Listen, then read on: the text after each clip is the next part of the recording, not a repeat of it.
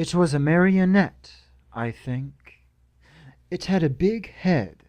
The face was made of wrinkly, flesh-colored rubber. The eyes were a gigantic, bulging white orbs with red pupils. The hair was black, made of some hard substance that didn't mesh with the rubbery head. The teeth were gigantic as well, pure white and capable of moving up and down. The body and limbs were wooden, painted to resemble clothes, but the paint was faded. You could see the wood's natural brown in some places. Each arm and leg was a different length, but the hands and feet were pretty detailed. It made a loud clattering sound whenever it moved. That puppet followed me. I don't mean it got up and chased me. I mean it kept showing up in my life. My earliest memory of it is from my first birthday. I obviously don't remember the full details of that day, but I remember my parents singing happy birthday and that puppet. I don't know what it was there for. I just remember it scared me to death and I couldn't stop crying. When I was able to talk, I asked my parents about it, and they said nothing like that had happened on my first birthday. They must have thought lying about it would make things easier for me. The next time I saw it, I was around 3. I was exploring a room filled with old stuff my parents had stored away, and I found a calendar, but I don't remember the year.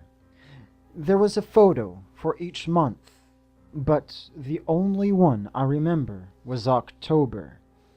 That puppet was the image for it. I got scared and ran out of the room. I told my mom and tried to show her the calendar so that she'd know the puppet was real, but I couldn't find it. The room had been very messy, and I had ran out of it so quickly I knocked over piles of stuff, and so I guess the calendar got buried. I was 6 when it happened again. It was in the middle of the night. I woke up from a nightmare I can't remember the details of. I was too scared to go back to sleep, so I went into the living room and turned on the TV. An old black and white show on Nick at Night was ending, and when the commercials started, that puppet came on. It was dancing while loud music was played.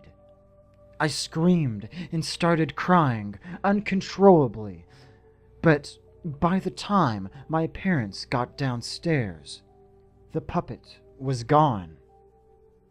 I didn't see the puppet again for a while after that, but I kept having nightmares about it. When I was 15, I decided to try to track it down, using the internet to try to find information about the calendar, the short, anything, but no one had ever heard of it. But one day, I got an instant message from someone I had never talked to before. Their screen name was a random mashup of numbers and letters, but their avatar was a picture of the puppet. They IM'd me. Glad that you still remember me.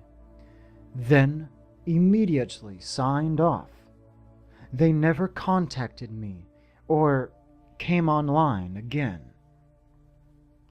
When I was 20, I was walking by a store that sold old toys and dolls, and in front of the window, I saw the puppet. I went inside and asked the clerk if he knew anything about that puppet's history, when it was made, or where it was from. anything. He didn't. Said the puppet had just been sold to the store a few days ago. I could have it for $6. I wasn't sure what to do. It still scared me, but having proof that it really existed seemed like a good idea. I bought the puppet and took it home. For a while, I felt better. I viewed the puppet as a childhood fear I had overcome as an adult, and even started to believe the explanations my parents had given me for the past appearances of it. I saw it somewhere else as a baby, imagined the calendar, dreamed the TV short, and someone else online who had one played a trick on me. I kept the puppet, but as I moved on in my life, I pretty much forgotten about it. I finished college, gotten married, and my wife should be giving birth in a few weeks. I was cleaning up a room for when the baby comes, and found the puppet, dusty and abandoned. I didn't want my kid seeing it when he was little, so I picked it up and decided I might as well wipe the dust off before moving it to another place. When I dusted it, I noticed a faded inscription on the back. "This is what he'll look like." Before I could figure out what this meant, I heard my wife starting to cry. I rushed to her. She looked more upset than I had ever seen her.